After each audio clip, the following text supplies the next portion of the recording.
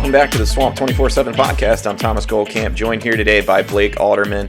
We're back to talk a little Florida football. Blake, I guess real quick, we'll talk about Florida basketball because another disappointing loss for Florida to end the regular season against Tennessee. Obviously, they were without Trey Mann, but we've talked about it a million times on this podcast. It just feels like under Mike White, Florida just cannot really finish a season strong. And once again, it feels a little bit like the Gators are going to go into March Madness limping a little bit. Of course, the SEC tournament coming up. We'll see what happens there.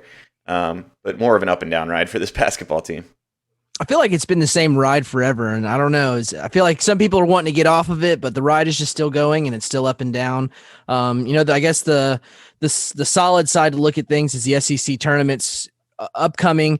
It does seem like it's a little bit of a more wide open SEC tournament, just from top to bottom looking things. I mean, I even just kind of scanned the seeds, and seeing Kentucky as an 8 seed is kind of weird. I don't know. Obviously they're a team that has their ups and downs, but seeing them where they were there and just the way the layout of the tournament is, Florida gets that first round is just one game. So they get that first round bye. They'll figure out who their next opponent is. I guess the another positive there is that Florida's going to be playing one of the worst teams in the SEC tournament, one of the two, whoever they are, in that second round. So it'll kind of let them, I guess, ease into that SEC tournament, ease into the postseason, looking ahead to the NCAA tournament. So this is the time where they need to shake off these two losses, and you need to hope that, this ride isn't going down anymore, and it's going to be on the up for them. Well, maybe it's a good thing to get those losses out of the way before the postseason begins. Get a couple out of the way. Maybe you can make it, a couple rounds in the NCAA tournament. But I don't know. I don't have a lot of confidence in this team at this point. I think a lot of fans are feeling similarly.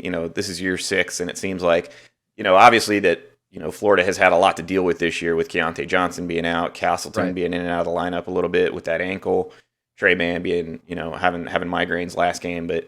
To me, it's just there's not enough consistency for me to really buy into Florida making a deep run. But that's fine because we got spring football going on early this year. So, Blake, let's talk about some spring football.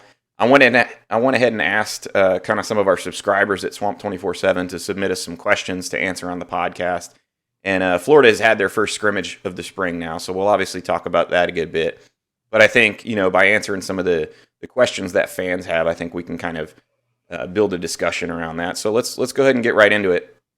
The first question we have is from UF Xander, and it's, do we think DeMarcus Bowman sees the field much in 2021, or will the staff continue to ride seniority over talent? And I'll go ahead and toss that one to you real quick. I mean, I'm sure that they'll see him. I think whenever you have a talent like him, and I know he's been missing from just the Instagram live videos that we have seen of practice. You haven't seen him in there like you did in the first couple of those. He's still a 5-star talent. He's still an elite talent. He still does a lot of different things that I think the backs collectively can't do. And I think it's just the strength that he runs the ball, that second gear he has. It's a crowded room. I think everyone knows that by now with just the guys that have been there and have continued to do different things as well. But I just think when you have a guy that's as talented as that and a guy who's coming in as a transfer, those guys are coming in to make an impact. Florida wouldn't take a transfer like that. I know Dan Mullen's philosophy through the transfer portal is to add guys that are going to make an impact, sooner than later, more than likely. That's the hopeful idea with them when they go through the transfer portal. So, I don't know how much we see him. I think that ideally, you want to try to get him involved as much as you can, but it is a deep room. But I would expect to see him for sure. I think so too. We talked about it. You hit on it a little bit. He hasn't been out at practice the last few days. From what we've been able to gather, it sounds like he's dealing with a minor knee injury. I did ask Dan Mullen about that during his press conference today, and he's kind of sticking with the line. They're not going to discuss injuries, so being very tight-lipped on that.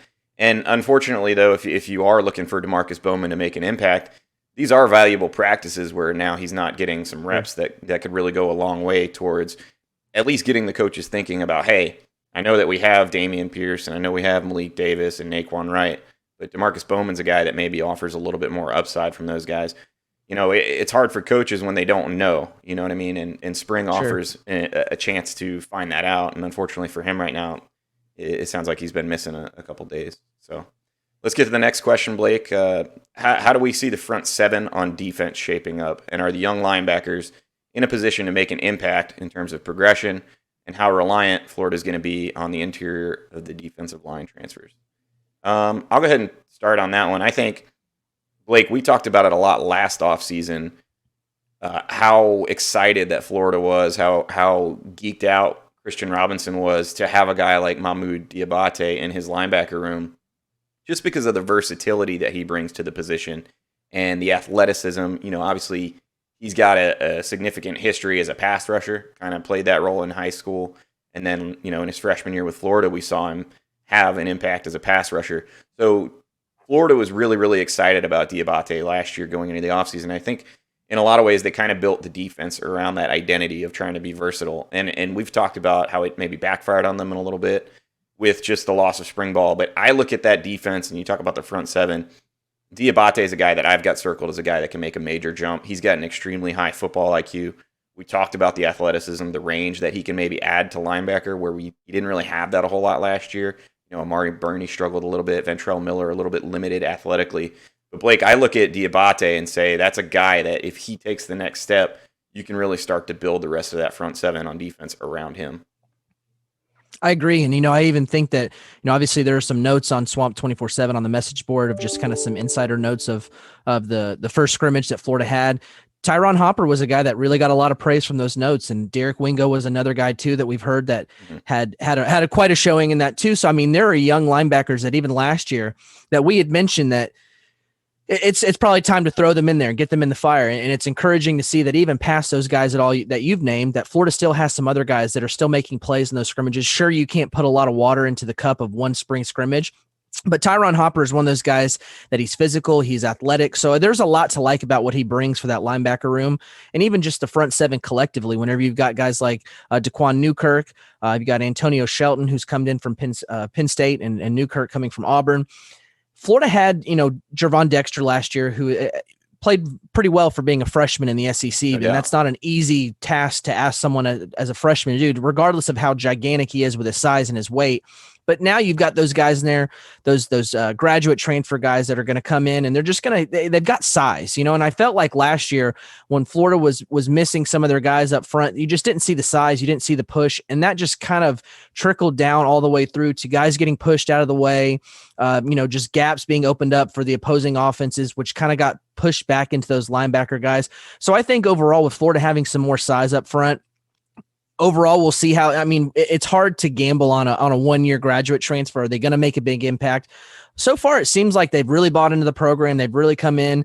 They're got their nose to the ground, that they're really trying to work hard. So I think that adding that size there is going to help just that whole unit overall. It's going to help get guys like Zachary Carter in that strong side 5 defensive end position where he had to move around last year. You've got Brenton Cox, who's going to have a spring football season at Florida under his belt. As a scholarship player, to just continue to fine tune things. So I just think adding those guys in there, having them get the spring football, season, even if there's not a spring game, I think overall, I think the front seven should take a step forward, I should say. Yeah, I think absolutely. And I think the reports we're hearing so far, and I'll kind of tie this into the next question about how the O-line is going to play next fall. I think right now what we're seeing is that the defensive line is significantly ahead of the offensive line. And I think you'd expect that. I mean, you talk about, like you said, the experience of guys like Shelton and Newkirk coming in, guys that have played big-time Power 5 football. Those guys are probably going to be ahead of guys that right now on the O-line are kind of shifting around to some different positions. And I think if you look at Florida's defense, I talked about Diabate, maybe having some real potential in that front seven. You've got some real veteran leadership up front along the defensive line. And I think that was something that was really, really lacking, especially when Kyrie Campbell was gone. I think that Florida's gone out and added 2 really, really solid pieces in Newkirk and Shelton. And I think right now what we're seeing in spring, or not seeing, but at least we're hearing from people that we trust, is that the D-line is ahead right now. I mean, they're kind of taking the offense to task a little bit. But Blake, let's talk a little bit about the O-line, because we do know that's obviously a place that Florida has got to get better. But we're seeing some new things in terms of lineups this spring, and I think Florida's experimenting quite a bit.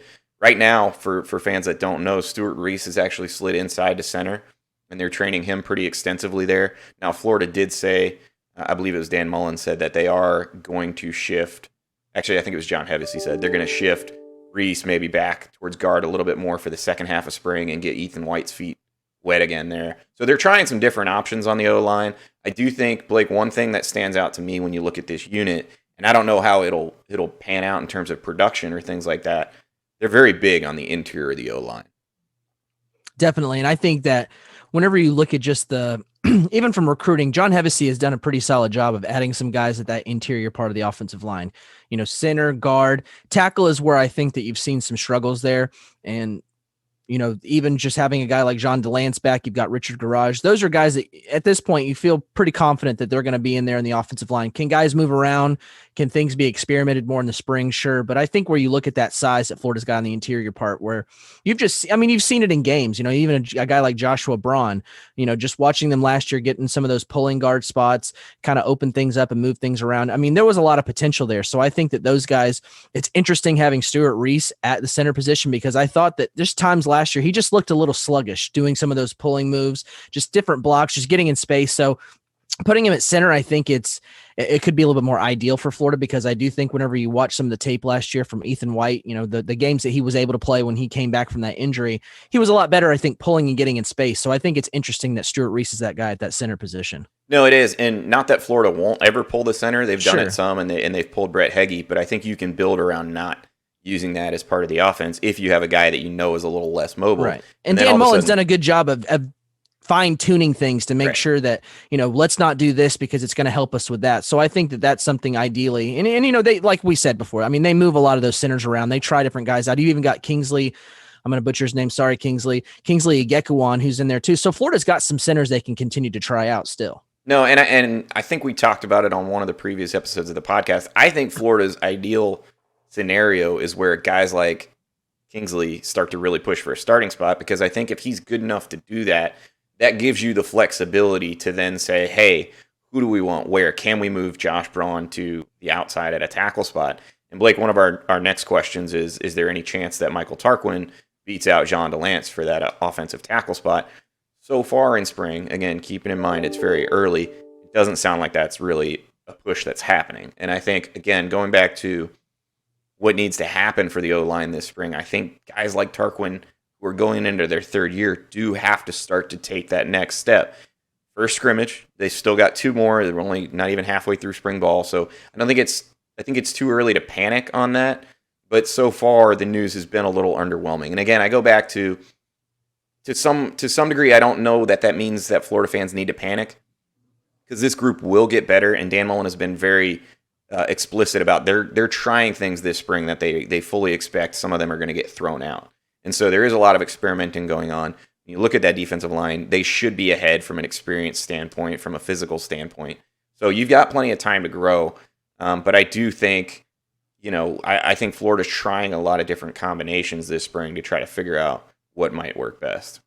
So and that's probably good, just because a lot of the things, I mean, they've got some pieces, and not having the spring last year, I don't think that they really totally knew which one of those younger guys they could count on. So, no doubt. I just think it's that time where you have to just see how they mesh with different parts, different pieces.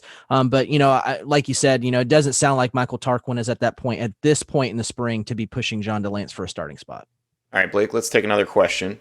How are the wide receivers looking so far, and do we think Jacob Copeland has a productive year in the slot? I know that you and I have talked about this a little bit. I don't think we expect Copeland to be in the slot next year. I don't. Sure, they can move him around because they do that. I mean, it's a very mismatchy type of offense to where they'll put guys in positions to be successful. But I think he's going to have the most impact. I think he's going to be used the most out wide. Yeah, I think I agree with you there. I think the guy that we've really seen in the slot so far this spring is Trent Whittimore. And from what I've heard, he's had a pretty solid spring. I mean, haven't heard anything, that jumps out off the page. I do think one of the receivers that's really stood out early on, there's actually a couple young guys, not specifically a receiver, but tight end Nick Elksness has looked very good. We wrote about him in the last day or two. He's been a guy that apparently has been just really, really tough to tackle. But then freshman receiver Dejean Reynolds. Should have made him a 4-star. Should have made him a 4-star, 24/7. What are we doing? But no, I think Dejean Reynolds, Blake, is another guy that we've talked about being a big physical guy. Maybe not the burner type speed that Xavier Henderson has, but he's a guy that stood out. I think overall, seeing early in the spring, I think Emory Jones's ability to kind of break things loose with his feet has allowed those guys to get open a little bit more, and we kind of expected that. But I think overall, I've been pretty pleased with what I've heard of the wide receiver group so far. Yeah, definitely. I think Jamarcus, like you said, Jamarcus Weston, I think wasn't that who Dan Mullen pointed out as being the fastest guy on the team? I thought He that was did, yeah. interesting because I would have thought Xavier Henderson just because he's, got that track speed. And I mean, he's freaky with the speed he has with that size. So I know that Jamarcus Weston, just from seeing him as a recruit, had a lot of different intangibles. I mean, he had the speed, he had the size, but he was just really raw. I mean, he didn't play on a great team that was going out and winning state championships or making, deep playoff runs. So I think that he's an interesting guy because he's paired with Billy Gonzalez, who has done a great job of developing guys. And he's getting that, even on the recruiting trail, he's getting that kind of, tag behind him of being a developer. So I'm interested to see if Weston, what he can do this year from getting that spring and just getting so much extra teaching from Coach Gonzalez. So I thought that was interesting when Mullen did say that. Well, speaking of development, that plays nicely into our next question here, and this is going to be a fun one for the fans. Is John Hevesy really that good of an offensive line coach to make up for his poor recruiting? I'm not exactly seeing it. Seems like hit or miss reports so far from spring practice. First off, Blake, let's pick that question apart a little bit because I think it's important to determine whether or not we think he's a poor recruiter. And I would say O-line's a really, really tough position to evaluate. I would say from my standpoint, I think in terms of guys that they go after and try to land, they could probably do a little better. But I think the bigger issue is that for fans, they're seeing Florida go after some guys that they would consider questionable takes. Go back to Ethan White. A lot of Florida recruitniks were upset with the Ethan White take, and turns out, again, limited sample size so far, but it seems like he was one of their better pickups from that class. So it's kind of how do you define poor recruiter? Is it lack of ability to sell, or is it you don't like their evaluations? I think for Hevesy more so than some of the other assistants that we've dogged on in the past for their recruiting, I think Hevesy does a pretty good job of getting the guys that he wants more so than some of the other guys. The question is he getting guys that have a talented enough, or are talented enough, have a high enough ceiling to really make that O-line work? And Blake, for me at least, I think this is a year where we start to figure that out because it is going to be a lot of Hevesy's guys that are in there. If you like to the point we've made, if you're not seeing those third-year guys in the program who have had the chance to develop under a guy who we think is a pretty good developer of talent, then you're doing something wrong. Some part of the equation is broken, right? So I think we're going to find that out this year, but I do also look back. John Hevesy has a track record. I mean, look at what he did at Mississippi State. They consistently had lines that were physical enough to compete. I know they never beat Alabama, but they were really competitive in some of those games. They were a good enough, physical enough offensive line that they cranked out some really good running backs, some quarterbacks that could really get the job done. And I think that's enough of a track record for me to be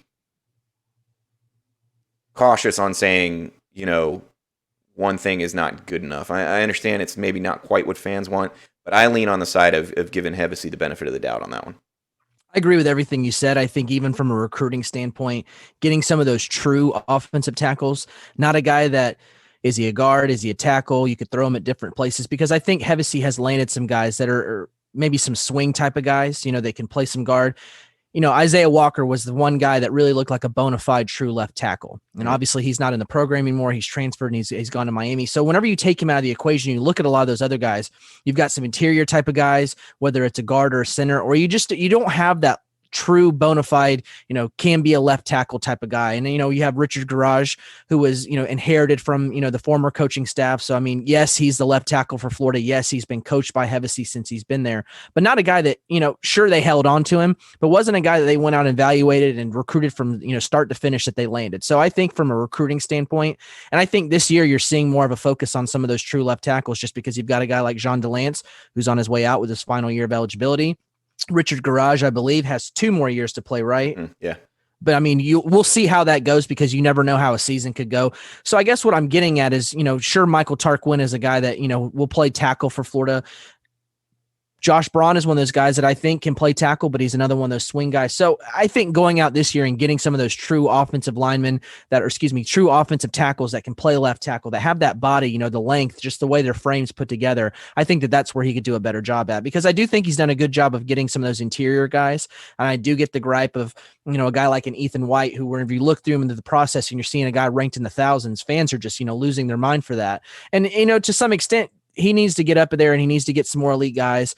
Sure, is it easier to coach up a guy in the top 247 as opposed to maybe a mid, lower 3-star guy? Sure. But I do think you have a good point too, where offensive line is a hard position to evaluate because you just see too many guys that are, low rated guys that were, through the recruiting process that turn out and, you never know how a body could shape out. You never know how with some actual coaching, I always make the joke that a lot of these guys are eating double cheeseburgers and whole pizzas, in high school. And now they're going to get into a program to where, they're taking care of their body. They're doing better with strength training. So you never know how those guys are going to pan out. So I think that Hevesy is one of those guys that does trust his evaluations. Now we're going to start seeing more of his guys start to take that next step and get more snaps and get more playing time. So now I think that's where we'll gauge off of, is he that developer? Because I do agree with you. I think that his track record shows that he is. And I think the other thing, when I think about Hevesy and the offensive line, if you go back through his history, and I know he wasn't the full offensive line coach when Dan Mullen was at Florida previously, Steve Addazio was, but they had a very similar roster makeup. I mean, really, Marcus Gilbert was, I would say, a true tackle, but really their offensive lines were built more around that interior trio, the Pounceys, the Carl Johnsons, big guys. And you'll hear John Hevesy say it, mass kicks ass. And they really, really, really try to go after those big dudes. And I think a lot of what they do is they do look a little bit, it seems to me, for guys that are under the radar because they might be a little bit overweight, but guys that move better than people expect, when they're out there doing a high school evaluation. And I think those are the guys that they try to trim up, a la the Ethan Whites. You saw it on the defensive side of the ball with a guy like Desmond Watson. And those are both really strong guys too, as well. I mean, they're strong guys. Can they cut some weight? Sure, but they are all very strong. Even a guy like Desmond Watson, I thought he moved really well for his size too. And to me, part of that is their offensive recruiting philosophy. I mean, they want that interior power, and so when you want that, a lot of times you're looking more at guys that probably have that more prototypical guard type body rather than tackle. And whether or not they can make that work, having enough true tackles, we'll see. I mean, obviously they've got some weaknesses right now in terms of the guys that are starting, but we'll figure it out. I mean, I think, to me, I just go back to track record. I think John Hevesy's got a long enough track record that even though I'm not fully sold on the approach on the O-line, I'm willing to kind of let it play out a little bit more. And, if it ends up being that we're wrong, then Florida's going to have bigger issues. But I think, that goes to kind of where we're at as the program goes into year 4 as a whole. I mean, that's not just a John Hevesy recruiting question to me. That's broader for really the entire staff at this point. But Blake, let's take a quick break. We've got a couple more questions to get to, but I want to take a quick break, and we'll be back right on the other side talking more spring football. Welcome back to the Swamp 24/7 podcast. I'm Thomas Goldkamp here with Blake Alderman. We're talking Florida football, answering some questions that subscribers have submitted about spring football. Blake, let's dive right back into it. We have a quick question I can answer here. Since spring practice was moved up, does that mean summer strength and conditioning can start earlier? If players are going to be sitting around doing nothing for 2 months after spring ends, he doesn't see the benefit of moving it up. Yeah, I would expect that they'll get into their summer program a little bit earlier than normal. What I don't know is whether or not they will essentially extend that program for an extra couple weeks. So typically, strength and conditioning coordinators have a very, very well-defined plan that they do that is either somewhere between 8 to 10 weeks worth of summer conditioning. And that's not to say they don't do summer strength and conditioning outside of that 8 to 10 week window, but that's where the real bulk of it is. So I don't expect that part would change, but I do think that Florida can start in the weight room a little bit earlier. And I think the bigger benefit that Dan Mullen has pointed out is that because they'll have these 15 practices of film from spring football, they now have an extra month where they can spend in meetings with players, continually going over these things, where they can, have players do player run practices where they're doing walkthroughs, trying to fix some of these fundamental technique type issues. That's the real advantage. They've got more time to really kind of coach the players up from the film standpoint now that they've gone basically a month earlier. Blake, I'll throw this question to you. Who do you see as the starter at the star or the nickelback position? I think it's probably Trevez Johnson, just for myself, just seeing what he did last year. I think that if you trust a guy like that in a position that Mullen calls for, you have to be a unicorn type of guy to play it. And I think that whenever you're trustworthy, I guess is the word I'm looking for, because it wasn't something that was out the gate, because obviously he's a freshman. But if you're going to trust a guy at a position that you hold in high regard like that to play as a freshman, I think that Trevez Johnson is the guy that sticks out to me to play that position. I think you're right. I think he'll be the starter there. I am really intrigued by Kamar Wilcoxon. And maybe I am too. He was my next guy next guy. I don't know what he looked like necessarily as a prospect, but from a physical standpoint and kind of how he moved on the field last year, I thought he looked pretty good. He always, to me, had the body of a safety, but he has the long arms and he played press really well to where I could see him being a guy that could move around, play some of that corner position. But even during the recruiting cycle for him, Florida, Todd Grantham was his main recruiter because he handles a lot of the defensive guys at IMG Academy.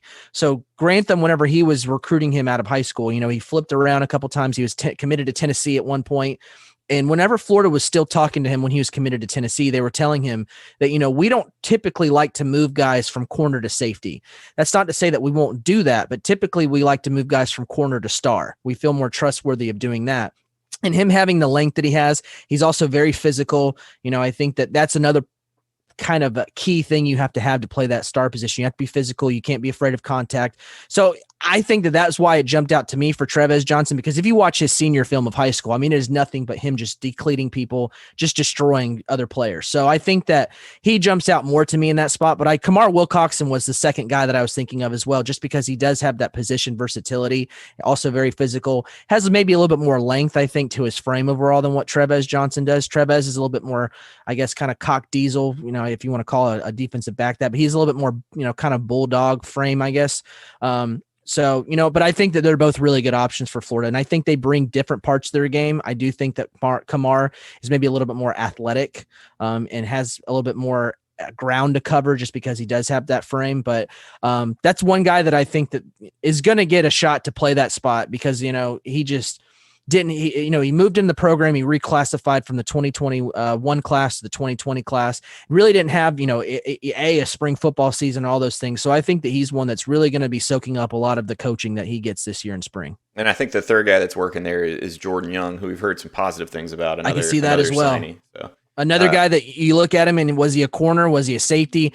I don't think he has quite the speed top end that what you would like as a cornerback. Mm-hmm. I think he's physical enough to where he could play that position, but I think that Starr is one that really I think is a better suited spot for him.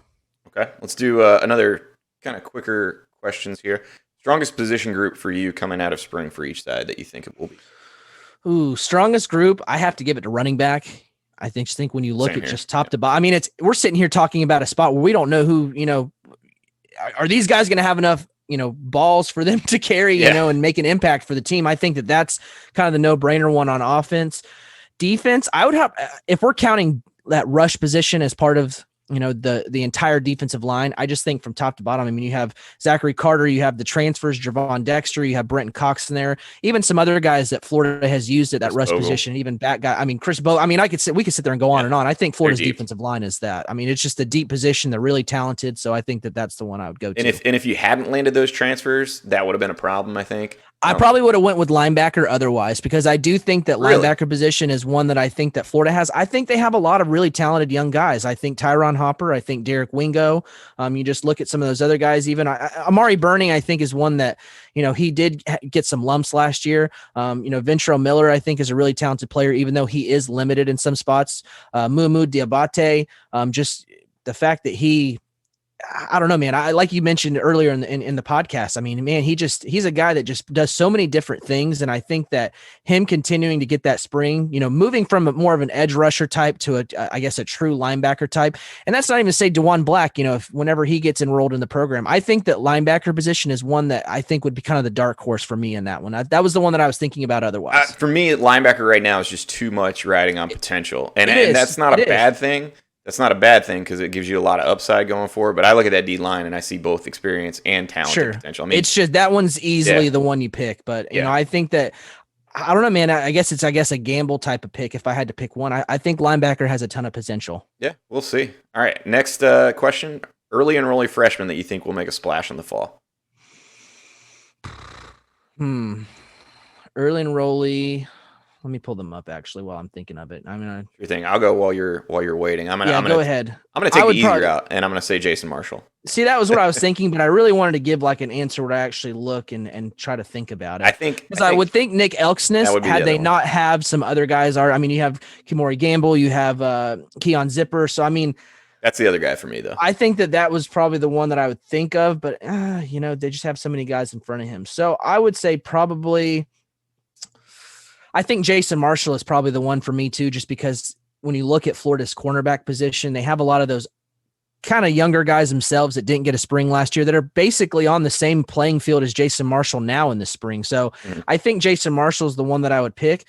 Dejean Reynolds, man, there's the reports from spring ball, just from practices so far. He continues to seem like he's a guy that's really shining. And I know that Florida doesn't have a need for a guy like that to make an impact early, but I think with how physical he is, I think just the reports from spring football, I think that would be one where I would probably throw in that same category as like a Nick Elksness. Do you need him?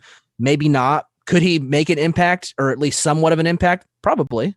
Yeah, I think you're right on that. The other guy, Blake, I would say is kind of like a dark horse. I know we're giving like $1 million. We're giving half the early enrollee class here as an answer, but Donovan McMillan, I think, is a guy that could be sneaky good. Dan Mullen, we talked to him today, and he kind of raved about McMillan's football IQ. I guess he's the son of a coach and just really has a really strong football IQ. And if you're talking about the issues that Florida had at safety last year, I think a lot of it was, struggles in the playbook in terms of recognizing pattern recognition, in terms of the pattern match coverage that they do. And I think when you talk about that, for a safety to get on the field early, Florida obviously has the opportunity for that to happen this year. We like Trading, we like Rashad Torrance, but Florida likes to roll guys deep through there. And so if you get a freshman that can come in and pick things up quickly, McMillan's definitely got some athletic ability too that I'd keep an eye on him. I think Desmond Watson is a dark horse too. I know that he's another guy in that class. He has to reshape his body, and I think him being there for an early enrollee. But if you can get a guy like that in like a goal line situation, you just don't have someone with that kind of size. And I don't think you're going to get a boatload of snaps from him. I think that first and foremost, he needs to just worry about, continuing to reshape his body. Mm-hmm. I wouldn't pick him, but I think that he's one that I could see if they can get some of those, maybe 10 snaps a game from him in those kind of goal line situations with just the way that some of the clips he's shown of how he moves at his size, if he can continue to reshape his body and kind of keep that athleticism. I just don't think Florida has a guy like that with that kind of size. So I think that, like I said, I wouldn't pick him, but I think that he's one that I think is worth mentioning. It's spring ball when we're asked for one standout and we give you 18. I would pick Jason Marshall though, because he would be my guy that I would say for sure. Definite need, 5-star prospect. That's pretty much a slam dunk. Blake, how much of a QB battle is there this spring, if any?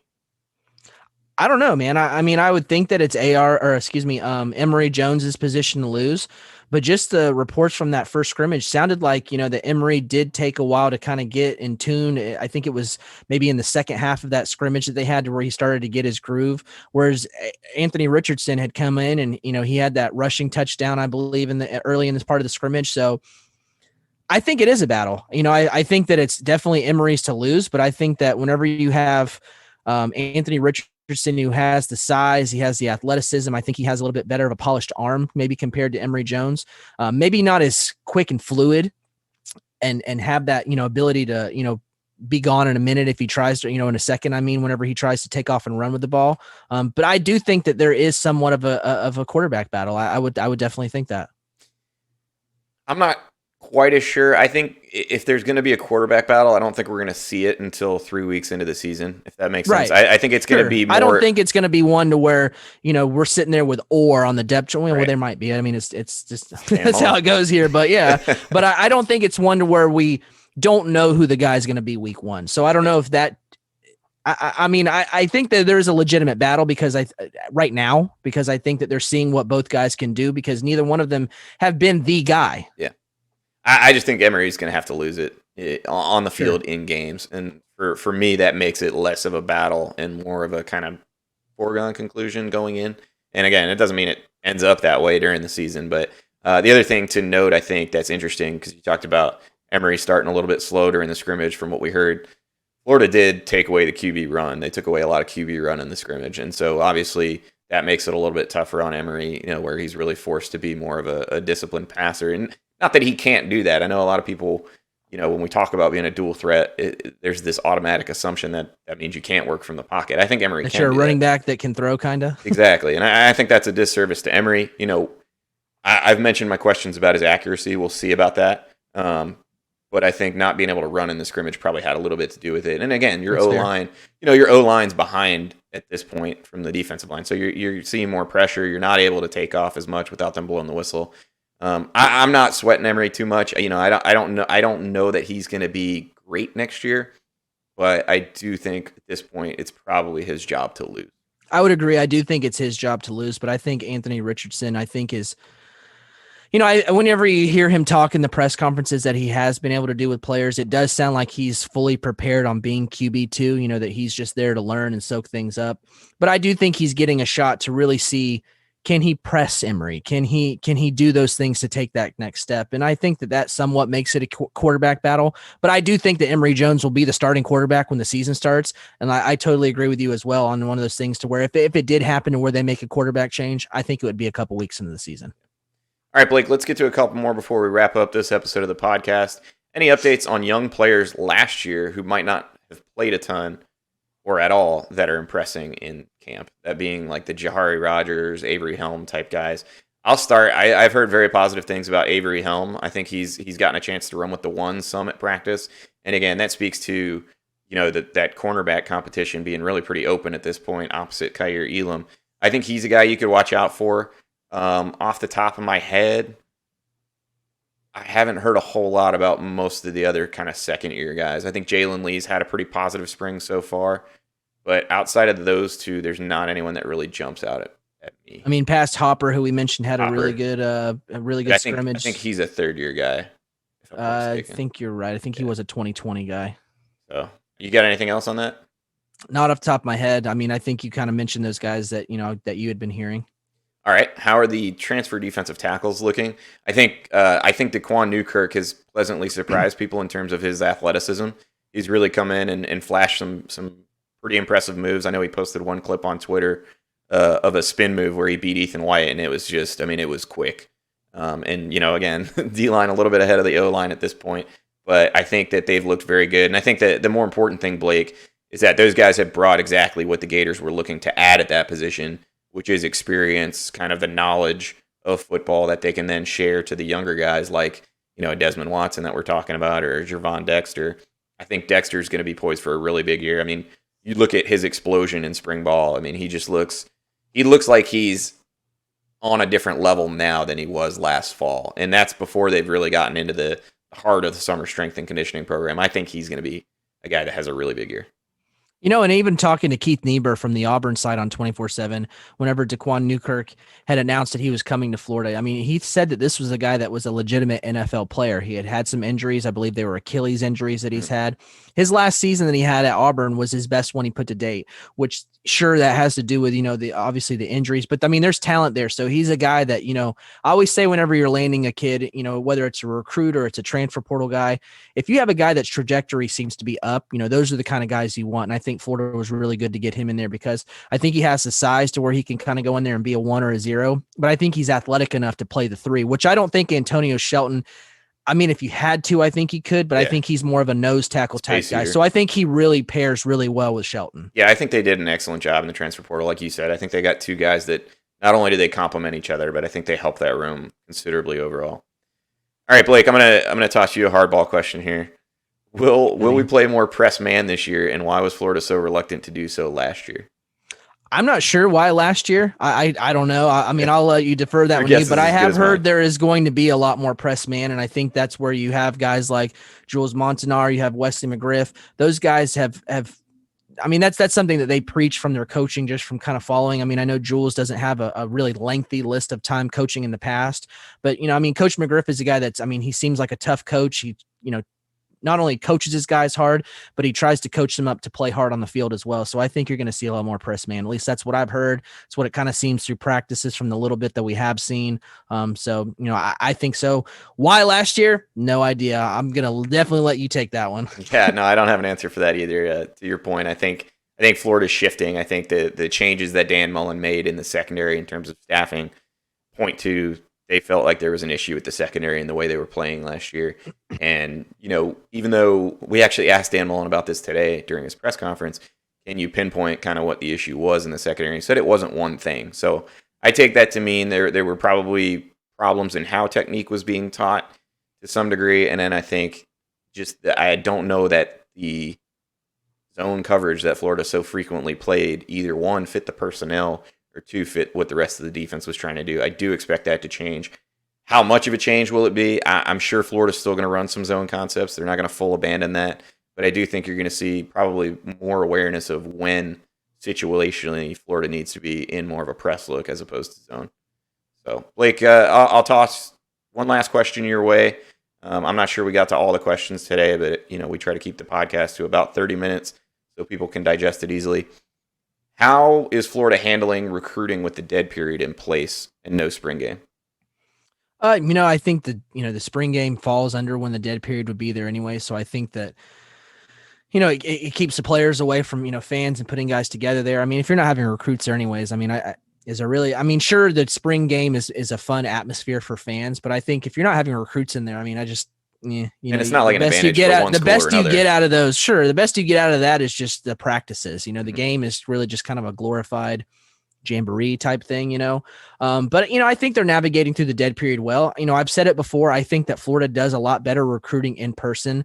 I think they do a really good job of selling the campus in person, coaching up, whether you come to a spring practice, showing how they coach guys up, how they develop guys. I just feel like Florida in general has done a better job whenever they have those guys in person. And I think when you go back to that junior day that they had last March before the dead period kicked in, there was just a lot of buzz coming off of that. You have those guys on campus. Like I said, Dan Mullen, one thing that I've had recruits compliment to me before the dead period, whenever guys could really get a feel for that, was that he just always seems very happy to be at Florida. Right. That was just something that he always really sold well in person, telling guys what they can do. I think that they're doing well to kind of stay, I guess, current with things, doing those Zoom virtual visits to where they have guys come on there and see the campus because, 2021 class, some of those guys had taken visits, whether they are in the 2020 year or the early part of, in the 2019 year or that early part of the 2020 year, before the dead period kicked in. So some of those guys, they got to take some of those visits. 2022, I mean, I've had guys that tell me they've never even visited a campus ever. So I think that it's a different feeling in the recruiting cycle at all, because some of those guys last cycle had an idea of what to expect, what to look for. So I think that's why you saw a lot of those guys making decisions just really quickly, and in clusters, how they did last year. This year, I think guys genuinely don't really have a solid feel for, where they're going. And I think it's harder to pick a school that you just haven't been to, you just don't know a ton about other than what you've seen over the internet. You may not know the coaches as good as, you think you do because sure, you talk to them, you do FaceTime calls, but it's just not the same thing as hanging out with them in person. So I think that Florida's doing a good job, just kind of, I say treading water, but I know that comes off negatively, but I just think that's what you have to do right now while you're continuing to wait for the dead period there. You're showing guys what your campus has. You're doing Zoom calls with guys pulling up film. And not only does that get them acquainted with your defensive scheme or your offensive scheme, but that also lets you pick their brain to see, how they can respond to coaching. And, there are benefits to that. Coaches are doing FaceTime calls with kids instead of regular phone calls, just because seeing a coach's face is a little bit, I guess, more personable than, just doing a phone call where you have no idea who you're talking to, or if it's, like a catfish or a troll or something to that effect. So I think Florida's doing a good job just kind of keeping up with just kind of waiting for this dead period to end, when guys can come back on campus, to when they can get back to doing what they do a really good job of. And I think that even guys in general, I was at the Miami Under Armour camp this past Sunday. A lot of the guys down there, I mean, we're talking in South Florida, where guys tend to make some pretty hasty decisions. And that's not to say their decision timelines couldn't change, but I had a lot of guys that were talking late fall, maybe if not early signing day. And sure, that's pretty normal to have guys earlier in the process say that, and that does change. But I think guys are saying that now just because they truly haven't been able to visit a lot of campuses. They're really truly waiting for the dead period to end. Sure, you can take a quarantine visit, but it's just not the same thing. I've heard that so many times over the past Sunday from being there. It's just not the same thing doing a self-guided tour as it is taking a regular unofficial visit. So, like I said, I think they're doing well to kind of keep things fresh in guys' minds, but I think that the dead period opening up is going to be really good for Florida. And, sure, some fans are looking at the commitment list and are like, oh, where are the commits at? Right. I think guys in general, I mean, you look at other schools. I mean, Miami, they have 2 commits. I mean, sure, there are some schools that are navigating through the dead period better. I think that Florida's being a little bit, waiting to where they can get to where their strengths are, and that's getting those guys on campus. And I do think some of that might be related to evals too. It'll be easier once coaches are able to get back into eval mode. Sure. Sure. Ohio State is, I think they have 11 commits. LSU has quite a few there. I mean, those are schools that I mean, they played in national championships. They've won national championships. They played in the college football playoffs. So I think that those schools are a little bit different beasts when when you're comparing them to Florida. Not to say that Florida's not one of those blue blood programs, not one of those programs that, they're just whenever it's just not quite the same.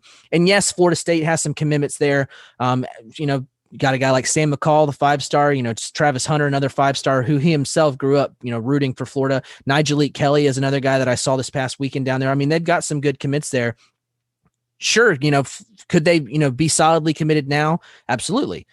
If Florida State stumbles this year, could that deter their thinking as being committed there? So I think that some schools are built differently when you look at the number of commits. I don't think Florida State is in that same category as the Ohio States, the LSUs, like I mentioned. They're recruiting well, but, games got to be played. Yeah, I mean, this is pretty unprecedented in terms of recruiting and just things being shut down for so long. So I do think we'll have probably a little bit more volatile of a finish to recruiting than maybe we have, maybe a little bit more excitement come early signing day, that kind of thing. And that's because you're going to see secret visits come back and be a thing again, and official visits and all those, flip season type things. So I could definitely see that. I'm looking forward to it. I'm sure you are too.